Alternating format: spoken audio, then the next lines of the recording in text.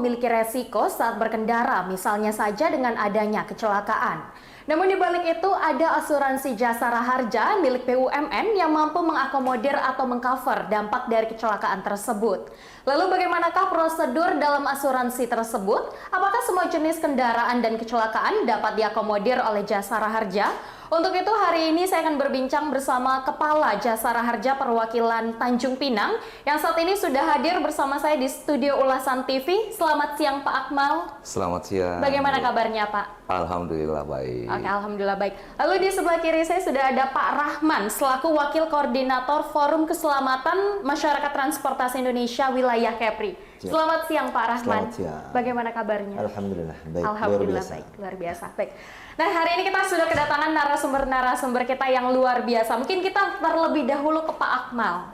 Baik, Pak Akmal selaku dari Jasa Raharja. Pak, mungkin boleh nggak deh Pak dijelasin jenis asuransi apa saja yang ada di Jasa Raharja? Oh iya, makasih Mbak. Jadi Jasa Raharja pertama kami jelaskan bahwa adalah perusahaan BUMN milik negara yang diamanatkan oleh pemerintah untuk melaksanakan Undang-Undang 33 dan 34 tahun 1964. Undang-Undang 33 itu sendiri saya jelaskan sebelumnya bahwa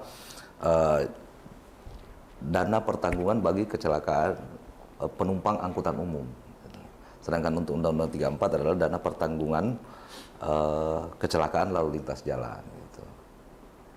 Nah, untuk jenis apa? Asuransi. Oh ya, asuransinya yaitu kalau kejadian di jalan raya, kalau kita berbicara khusus di jalan raya, kejadian yang kami tanggung itu adalah tabrakan dua kendaraan bermotor atau lebih. Namun demikian ada dalam peraturan pemerintah nomor 18 tahun 1965 itu ada beberapa memang jenis kecelakaan yang kita tidak jamin.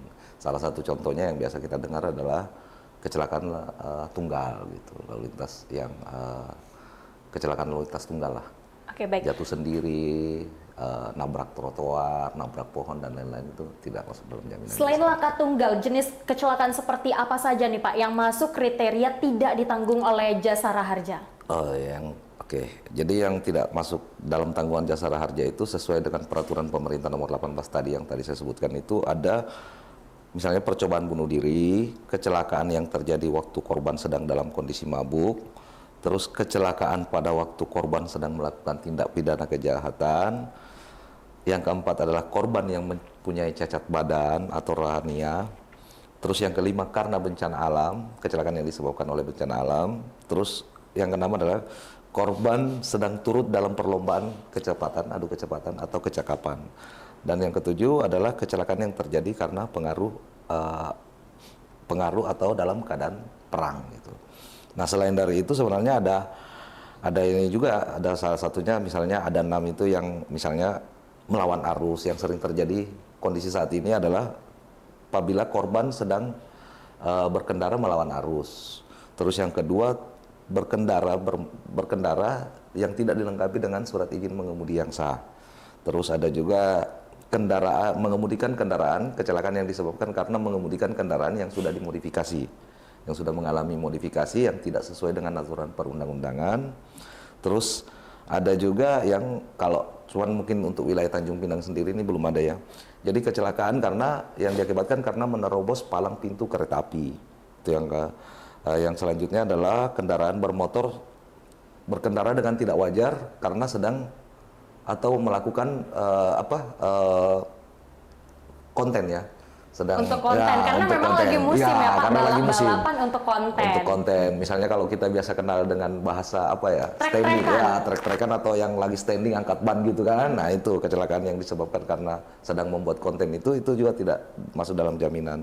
Terus yang keenam adalah mengemudikan kendaraan bermotor yang tidak terregistrasi. Tidak terregistrasi. Tidak terregistrasi dalam artian tidak terdaftar di kantor bersama Samsat gitu. Nah ini cukup menarik nih. Ya. Laka lantas tunggal itu tidak di-cover oleh Jasa Raharja. Padahal kan bisa banyak nih Pak. Penyebabnya salah satu sarana dan prasarana. Mungkin jalannya rusak. Itu kenapa tidak di-cover? Jadi untuk itu sendiri saya sudah sebutkan tadi bahwa dalam peraturan pemerintah nomor 18 tahun 1965 itu dijelaskan bahwa kecelakaan yang menjadi korban yang berada dalam kendaraan yang menjadi penyebab kecelakaan itu sebenarnya tidak dijamin, Mbak. Jadi ketika korban yang menjadi penyebab, karena Undang-Undang 34 sifatnya itu adalah merupakan pengalihan risiko tanggung gugat terhadap pihak ketiga. Jadi secara tidak langsung Anda membayar premi jasara harja melalui, kalau istilahnya di kami itu adalah sumbangan wajib dana kecelakaan lalu lintas jalan yang dibayarkan setiap tahun bersamaan dengan pajak bermotor. Itu sebenarnya membayar bukan untuk premi yang berada di atas kendaraan tersebut, tapi premi untuk orang yang disebabkan oleh kelalaian dia sendiri. Ya, oleh kendaraan bermotor kita. Jadi secara kasarnya ginilah, kalau saya bicara jasara harja, saya membayar sumbangan wajib dana kecelakaan lalu lintas jalan saya, SBDKLLJ-nya saya itu bersamaan dengan pajak kendaraan bermotor. Tapi besok lusa kalau motor atau mobil saya ini nabrak orang, tolong jasara harja dong yang bayar orang yang saya tabrak itu. Gitu. Tapi kan kalau misalnya laka lantas tunggal, itu kan penyebabnya banyak. Salah satunya bisa saja karena jalan yang rusak. Andaikanlah jalan yang rusak menjadi penyebabnya, masa nggak dapat juga, Pak? Iya, jadi kalau untuk itu sendiri, kalau di jasara harja itu undang-undangnya mengatur adalah kecelakaan bermotor yang disebabkan oleh tabrakan dua kendaraan bermotor atau lebih. Syaratnya berarti harus dua kendaraan yang terlibat, baru jasara harja akan turut dalam itu. Betul. Nah, lalu untuk tadi seperti yang Bapak sebutkan, tidak memiliki SIM atau surat izin mengendara dan juga motornya dimodifikasi atau kendaraan dimodifikasi, itu tidak dapat. Tapi jika mereka merupakan korban, apakah dapat? Kan korban nih, bukan penyebab. Kalau korban dapat. Meskipun tidak memiliki SIM? Iya. Nah, ini kan banyak nih Pak, salah satu syarat atau tidak mudah lah untuk mendapatkan santunan dari jasa harja. Nah, dari masyarakat transportasi Indonesia dan juga jasara harja, apakah ada nih mungkin kolaborasi, sosialisasi kepada masyarakat? Ini gimana nih? Mungkin kita ke Bang Rahman dulu. Ya, siap. Kalau terkait dengan kolaborasi, beberapa waktu lalu memang kita sudah berkolaborasi dengan jasara harja untuk memang baru di dalam tahapan untuk sosialisasi. Bahwasannya yang dikedepankan adalah memang terkait dengan keselamatan. Karena kalau kita bicara terkait dengan berlalu lintas, unsur utama yang harus dijaga adalah keselamatan. Betul. Terkait dengan akibatnya ya salah satunya adalah kecelakaan lalu lintas tadi. Sehingga hal ini yang kita dorong dalam bentuk sistem pencegahan tadi. Karena kalau kita bicara sistem keselamatan itu dia punya 5 pilar, yaitu manajemen keselamatan yang berkeselamatan, lalu jalan berkeselamatan, angkutan yang berkeselamatan, pengendara yang berkeselamatan, dan sistem penanggulangan atau penanganan korban kecelakaan yang baik. Jadi kalau dalam kolaborasi kita sudah jalan dengan pihak jasara harja. Sosialisasi. Lalu juga kalau misalnya kita lihat untuk di Kota Tanjung Pinang sendiri ya Pak Rahman dan Pak Akmal, ini kan banyak sekali anak-anak di bawah usia 17 tahun belum memiliki SIM namun dia berkendara. Nah lalu juga misalnya nih terlibat kecelakaan kan tidak mendapatkan santunan. Dan juga itu berbahaya ya. Nah sebagai dari masyarakat transportasi Indonesia sendiri, dari pihak Bang Rahman nih, sudah ada nggak mungkin mengadakan sosialisasi di sekolah menjelaskan bahwa banyak nih kerugian yang akan kalian dapatkan? Gimana? Sudah ada? Sebenarnya malah kalau boleh saya tarik lebih ininya lagi terkait dengan kita sebaiknya memang mengkaji. Kalau terkait dengan sosialisasi saya pikir sudah masif sekali. Sehingga masyarakat transportasi dalam hal ini lagi mau mengambil peran dan mau mendorong ketika pelaksanaan sosialisasi ini sudah masif, akhirnya tolak ukurnya adalah kepada efektivitas. Nah ini ruang efektif ini yang lagi coba kita mau lihat ini kenapa. Kalau kita lihat dari angka, beberapa angka kecelakaan, yaitu banyaknya anak-anak sekolah yang masih terlibat laka lantas. Sedangkan karena dari angka itu pun kita sudah lakukan sosialisasi, dan bahkan mereka lah yang paling masif kita lakukan sosialisasi, tapi selalu angka mereka yang tertinggi. Nah ini menjadi satu fenomena. Itu tandanya mereka pengguna lalu lintas terbanyak, bukan seperti itu? Bisa dikatakan kalau secara volume kendaraan itu untuk menempatkan mereka paling banyak, saya pikir itu datanya tidak menunjukkan itu. Tidak. Tapi kalau memang mereka akhirnya berkendara lalu berkecelakaan kasusnya banyak ya. Tapi kalau mereka yang paling banyak tidak. Berarti belum tentu mereka pengisi volume jalanan ya Pak. Jadi terkait dengan keselamatan tadi ini kan terkait dengan sumber daya pemahaman kompetensinya dia dalam berlalu lintas. Betul. Belum cukup pemahaman, lalu tiba-tiba dia akhirnya memiliki keleluasaan untuk berkendara di lalu lintas umum, Nah ini yang saya pikir salah satu human error kalau kita biasanya kan membicarakan apa istilah-istilah ini human errornya dia ini. Tapi kita dari akibat yang sudah ada itu memang kita harus cari nih. Ini kenapa mereka masih selalu menjadi Korban. jumlah angka kecelakaan yang tertinggi persentasenya. Bahkan kalau saya lihat pernah beberapa waktu lalu mungkin Tanjung Pinang juga pernah mengeluarkan data itu hampir 48% kalau nggak salah. Kecelakaan laka lantas Lantasnya itu didominasi oleh pelajar. Pelajar itu. Kalau saya boleh ambil dari kemarin sempat keluar di media saya coba baca itu 48%. Makanya itu kami dari masyarakat transportasi posisinya adalah secara posisi kami ini adalah kumpulan para pakar, birokrat, akademisi yang mau menjembatani adalah dinamika khususnya terkait keselamatan di masyarakat yang kita hubungkan dengan penyelenggara, operator dan regulator untuk titik temu terbaik yang efektif ini di mana. Apalagi khususnya terkait dengan kalau kita ambil hari ini kasusnya adalah angka-angka kecelakaan ini. Jadi titik ada rencana umumnya ada keselamatan, kinerjanya adalah angka penurunan angka kecelakaan. Berarti kesimpulannya angka kecelakaan saat ini cukup lumayan dan didominasi oleh pelajar pula ya Pak. Kita balik dulu ke Pak Akmal. Betul. Pak Akmal, untuk santunan sendiri itu berapa Pak yang diberikan kepada korban laka lantas? Untuk besaran santunan ya, besaran santunan yang kami bayarkan itu adalah sesuai peraturan Menteri Keuangan ya. Jadi itu peraturan Menteri Keuangan nomor 15 dan 16 tahun 2017. Untuk santunan meninggal dunia itu sebesar 50 juta rupiah. Untuk biaya perawatan maksimal 20 juta rupiah. Nah, untuk cacat tetap maksimal 50 juta rupiah. Selain daripada itu ada namanya penggantian biaya penguburan bagi korban meninggal dunia yang tidak memiliki ahli waris. Nah, bagi korban tidak, ini diberikan penggantian biaya penguburan sebesar 4 juta rupiah. Nah, selain itu ada juga manfaat tambahan lagi yang kami berikan berupa bagi korban luka-luka, khusus bagi korban luka-luka ini adalah biaya P3K dan biaya ambulans. Biaya P3K itu besarannya sebesar 1 juta rupiah dan biaya ambulans sebesar 500.000 rupiah. Untuk prosedur klaim atau dapat santunan dari Jasara Harja itu sulit nggak Pak? Dan berbayar nggak nih? Iya. Jadi kalau untuk prosedur klaimnya sendiri sih sebenarnya gampang banget ya. Tapi dengan gampangnya itu mudah-mudahan bisa menurun. Jangan sampai juga dengan karena gampangnya itu bisa Meningkat? meningkat lah ya, jumlah korban kecelakaan ini meningkat. Jadi kalau mengalami kecelakaan itu yang paling pertama memang yang dilakukan adalah melapor ke kepolisian. Jadi dengan kepolisian itu kami sendiri sudah ada kerjasama, selain dari itu secara sistem juga sudah didukung. Jadi kami ada namanya Integrated Road Safety Management System atau biasa kami sebutnya IRSMS itu.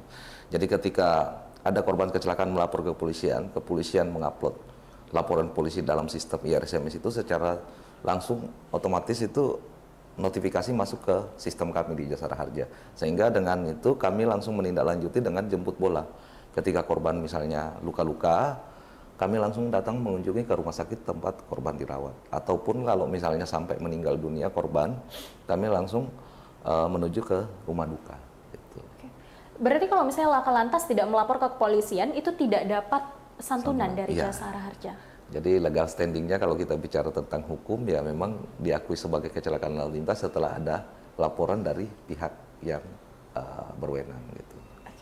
Lalu Pak, tadi seperti yang kata Pak Rahman nih ya, kita kutip kata Pak Rahman bahwa saat ini kecelakaan itu cukup tinggi dan didominasi oleh pelajar. Tapi Pak, untuk sampai bulan November ya Pak, ini tanggal 1 November di tahun 2023, Jasara Harja sudah mengeluarkan uang berapa nih? Iya, jadi untuk wilayah kami sebenarnya ini kan ada 4 kabupaten kota ya. Jadi di wilayah perwakilan Tanjung Pinang ini ada kota Tanjung Pinang sendiri, ada Kabupaten Bintan, Kabupaten Natuna, dan Kabupaten Anambas.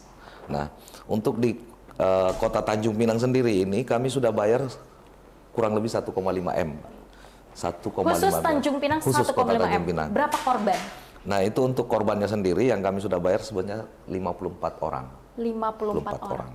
Nah, itu dia kalau dibandingkan dengan periode yang sama tahun lalu, pembayaran santunan kami dengan periode yang sama di tahun 2022, Januari sampai Oktober itu ada peningkatan sebesar 60,87% atau meningkat sekitar 569 juta rupiah. dibanding periode yang sama tahun lalu. Padahal ini tahunnya belum selesai, namun sudah meningkat di bulan Oktober. Dalam artian jumlah laka lantas di Tanjung Pinang ini meningkat. Mohon maaf, dengan rincian dengan berapa tuh Pak yang korban mungkin meninggal dunia? Kalau untuk meninggal dunia sendiri untuk wilayah Tanjung Pinang kita sudah bayar sebanyak 16 orang dan luka-lukanya sebanyak 38 orang. 38 orang dan meninggal 16 orang. Ini cukup banyak ya Pak? Iya. Nah kita balik lagi ke Bang Rahman. Bang Rahman, dengan jumlah yang ini cukup tinggi, bahkan bisa dikatakan Jasara Harja pun mengakui bahwa laka lantas ini meningkat. Tadi seperti Abang juga sempat menyampaikan bahwa didominasi oleh pelajar juga ya Bang Rahman. Nah, betul. Kalau Bang Rahman sendiri melihat mungkin cara atau etika dan berbudaya masyarakat Kota Tanjung Pinang berkendara itu gimana nih? Ya, kalau secara umum memang saya lihat karakter berlalu lintas, karakter berkendara daripada lalu lintas di Kota Tanjung Pinang masih cukup normal. Karena volume lalu lintas kita, jadi gini, ketika kita berlalu lintas, karakter berkendara kita itu dia punya hubungan dengan karakter jaringan jalan, lalu dengan volume lalu lintas yang ada di kota tersebut. Jadi kalau kita lihat volume lalu lintas yang ada di Kota Tanjung Pinang ini juga belum secara volume dan kita bandingkan dengan kapasitas ini masih di angka-angka yang normal. Hanya terjadi beberapa kendaraan antrian di beberapa lokasi. Nah, karakter perjalanan itu kita lihat ketika pada titik-titik tundangan dan antrian, ketika contoh di simpang, lalu contoh di titik-titik terhambat mungkin di sekolah-sekolah. Nah, di situ yang karena Kota Tanjung Pinang ini jarang terjadi kemacetan, kemudian kecepatan perjalanan sering cepat, ketika ketemu titik-titik tundangan dan antrian, disitulah ketemu ketidaksabaran mungkin, sehingga untuk mau cepat melewati area-area tundangan dan antrian tersebut. Di situ saja saya pikir beberapa titik-titik yang akhirnya ketidaksabaran mereka untuk mungkin harusnya jarang menyalip atau harusnya melihat ruang kendaraan di sebelah sehingga space yang jarak yang aman untuk bermanuver. Ini yang sering saya lihat pada titik-titik tersebut yang sejalankan dengan karakter volume lalu lintas di Tanjung Pinang ini agak punya korelasi. Jadi memang angkanya tidak banyak, karena secara lalu lintas Tanjung Pinang belum macet-macet banget, bahkan belum ke angka macet juga tidak. Jadi hanya pada titik-titik tertentu, lalu kemudian pada tundangan antrian itu karena terbiasa dengan lalu lintas yang lapang, lalu ketemu tiba-tiba momen area-area yang spot-spot yang terjadi tundaan dan antrian.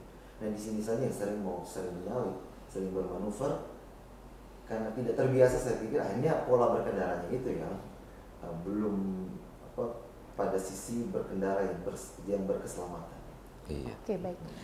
Untuk kita Pak Akmal, Pak Akmal, kalau berdasarkan catatan dari Jasara Harja sendiri, jenis kendaraan dan usia berapa sih rata-rata yang terlibat laka lantas? Ya, jadi kalau menurut catatan dari kami, sesuai dengan data kepolisian itu memang didominasi oleh kendaraan roda 2. Dan untuk usianya sendiri itu memang berada dalam usia produktif, yaitu range antara 20 sampai 40 tahun ya, yang menjadi penyebab kecelakaan gitu, yang menjadi korban kecelakaan di jalan.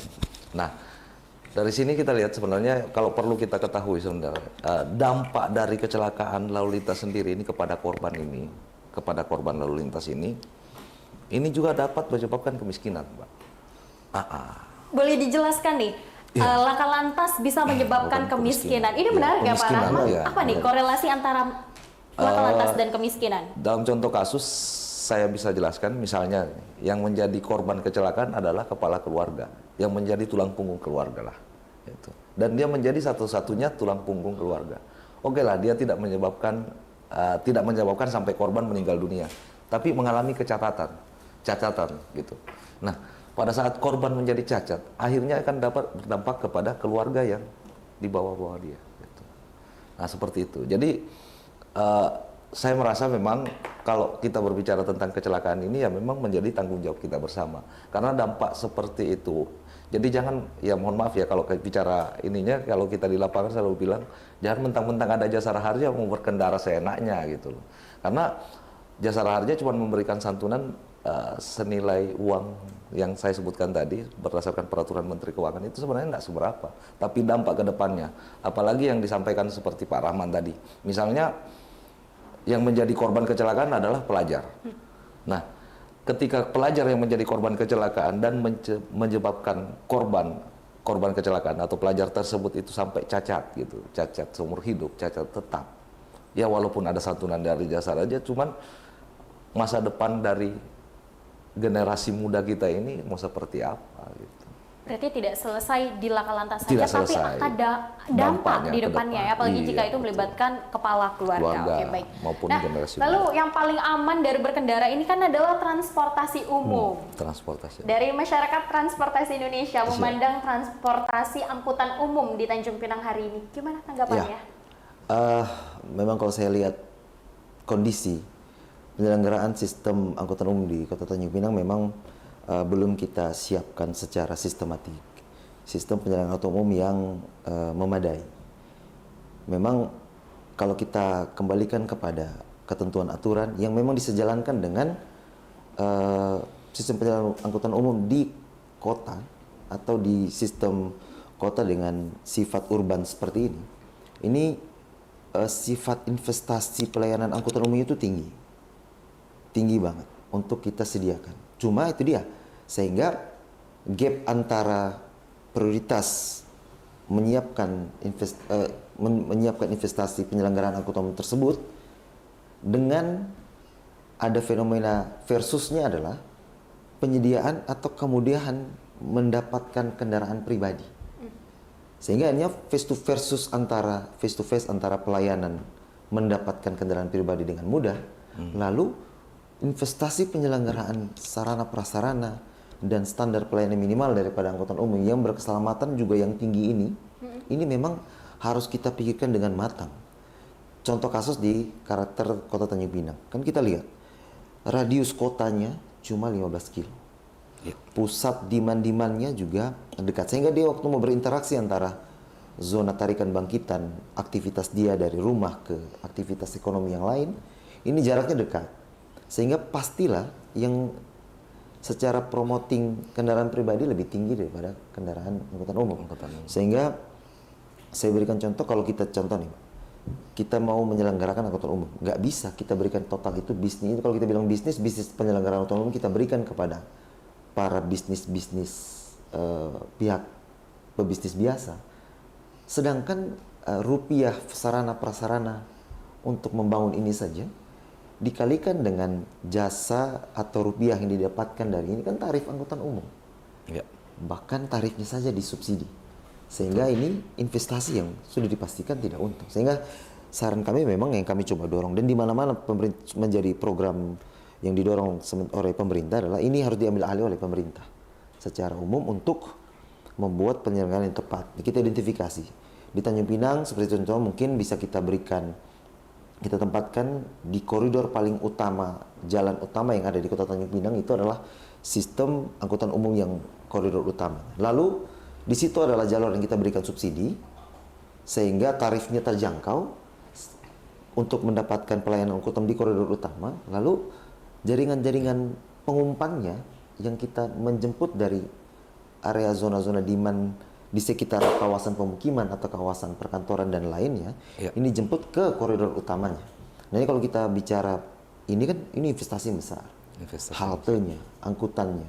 Berarti kan banyak yang harus dipikirkan karena dananya juga tidak main-main. Dana tidak main-main, lalu juga harus dipikirkan. Terukurnya apakah promosi ini menarik minat masyarakat untuk berpindah. Tapi kan ini bisa menjadi solusi untuk mengurangi angka laka lantas, terutama untuk pelajar naik angkutan umum. Nah, kita kan sebagai masyarakat nih, Bang, kita menempatkan posisi sebagai masyarakat. Tentu kita kurang lebih butuh, dan tentunya butuh menjadi sebuah solusi. Poin saya tadi bukan pada butuh tidak butuh banget. Cuma kita lagi cari langkah ini yang paling tepat sesuai karakter Tanjung Pinang. Kalau kita bicara Tanjung Pinang ini yang tepat seperti apa? Jadi butuh pasti, tapi yang tepat sasaran yang bagaimana? Saya pikir itu. Oke, berarti itu perlu kita pertimbangkan, yang banyak yang harus kita pikirkan kembali ya, Bang. Siap. Nah, lalu hari ini bagaimana nih solusi untuk bisa mengurangi laka lantas? Kalau secara solusi memang kita harus bekerja secara kolaborasi karena amanah dan juga terkait dengan pertanggungjawaban keselamatan ini lintas sektoral, lintas ruang dan segala macam. Ini harus kita kerja kolaborasi bersama-sama antara di sini berbagai pihak. Yaitu kalau kita bicara pilar tadi ada manajemen keselamatan yang berselamat, yaitu mungkin Dinas Perhubungan dan Kementerian Perhubungan sesuai dengan jenjang hierarki kewenangannya. Lalu kemudian di sini ada jalan yang berkeselamatan dari PUPR. Sebagai masyarakat transportasi, saya potong nih. Apakah menurut Bapak Pak Rahman sendiri hari ini sudah bekerja dengan tepat nih instansi-instansi yang 5 pilar dari keselamatan tadi? Nah, kalau kami dari masyarakat transportasi lagi menilai begini. Karena tadi saya bilang ini karena harus bekerjanya kolaborasi, tersinergi dengan baik. Tolak ukurnya kalau kita bicara masing-masing stakeholder bekerja. Hari ini seluruh kinerja ada penilaian tersendiri, mereka sudah baik semua. Sudah baik. Tapi ketika ini berbicara sistem yang berkeselamatan, dia berbicarakan jaringan dan saling terkait. Apakah sistem ini sudah saling nyantol untuk akhirnya semua menuju kepada penyelenggaraan yang memang tepat sasaran untuk berkeselamatan tadi? Ya. Kalau mungkin secara dinas bisa kita lihat ini sudah baik terkait dengan program masing-masing dinas atau masing-masing stakeholder terkait. Tapi belum bisa kita ukur adalah terkait untuk saling bersinergi tadi. Begitu. Karena elemen dari penyelenggaraan keselamatan ini banyak banget. Elemen masyarakat, elemen lapisan-lapisan di bawah masyarakat, RT, RW untuk sosialisasi, lalu sumber daya SDM-nya yang harus sadar banget terkait keselamatan dirinya dia sendiri. Ini kan panjang banget. Jadi harus kita bersinergi. Berarti kesimpulannya kalau menurut dari Pak Rahman sendiri, setiap instansi sudah bekerja dengan baik, namun sinergitas antara semuanya yang saat ini masih dipertanyakan. Siap. Oke. Lalu mungkin harapannya nih apa Bang ke depannya, Pak Rahman? Harapan saya ke depan kita manfaatkan beberapa forum-forum yang sudah terbentuk untuk kita di forum itu kita sinergitas terkait dengan poin yang paling prioritas ini, yaitu sistem yang berkeselamatan, karena itu adalah ujung intinya lalu lintas. Lalu kemudian kita rancang sistem-sistem penyelenggaraan angkutan umum untuk solusi-solusi yang lebih tepat sasaran untuk terukur dan supaya kita pada ujungnya adalah kita menurunkan angka kecelakaan tadi. Karena angka ini yang menjadi goals kita ya Pak. Ya, jika turun berarti kita sukses, dalam artian seperti itu. Ya, kalau dari Pak Akmal sendiri apa nih harapan ke depannya? Harapan ke depannya sih memang kalau dari kami seperti yang Pak Rahman tadi katakan bahwa kami memang bersinergi. Nah, ke depannya mungkin sinergi dalam forum keselamatan berlalu lintas ini kita lebih tingkatkan lagi. Memang saat ini kami masih sampai taraf sosialisasi ya Pak Rahman ya. Jadi kami dalam hal ini karena melihat data yang seperti Pak Rahman tadi ungkapkan, kami rutinlah melaksanakan sosialisasi di sekolah-sekolah setiap bulannya. Itu bekerja sama dengan mitra baik dari kepolisian maupun dinas perhubungan setempat. Nah, harapan kami ke depannya mudah-mudahan pemerintah dalam hal ini pemerintah Kota Tanjung Pinang dapat mendukung seperti yang masukan tadi bahwa memang peningkatan untuk transportasi umum itu sebenarnya bisa dipacu lebih cepat supaya dan menarik masyarakat agar lebih menggunakan transportasi umum daripada kendaraan pribadi, sehingga harapan kami bisa menekan angka kecelakaan lalu lintas seperti itu. Gitu. Oke, baik. Dan juga kita sama-sama berharap ya Pak agar transportasi umum di Tanjung Pinang khususnya itu ditingkatkan. Karena itu menjadi solusi yang paling baik ya Pak untuk menyelesaikan permasalahan lalu lintas. Betul. Oke, baik, terima kasih banyak Pak Akmal, terima kasih banyak Pak Rahman. Baik pemirsa, itu tadi perbincangan saya bersama Kepala Jasara Harja Perwakilan Tanjung Pinang Pak Akmal dan juga Wakil Koordinator Forum Keselamatan Lalu Lintas Masyarakat Transportasi Indonesia Wilayah Kepri, Pak Abdurrahman. Baik pemirsa, sekian Mata Angin hari ini. Sampai jumpa di Mata Angin selanjutnya. Saya Yuliandini pamit undur diri, sampai jumpa.